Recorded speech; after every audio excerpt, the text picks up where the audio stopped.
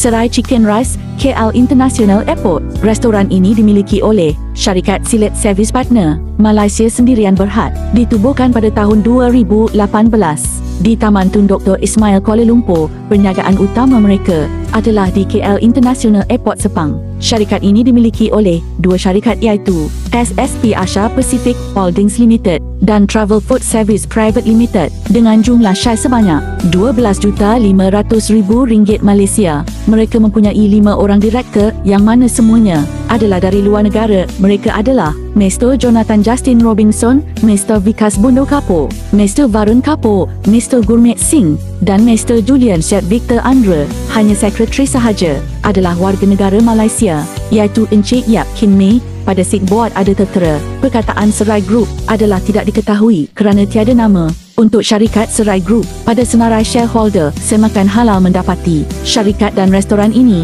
tidak mempunyai sebarang rekod pensijilan halal di Jabatan Kemajuan Islam Malaysia. Semoga informasi ini dapat memberi nilai tambah untuk rakyat Malaysia membuat penilaian dan keputusan. Tanya hati, tanya selera, tanya iman ketimbang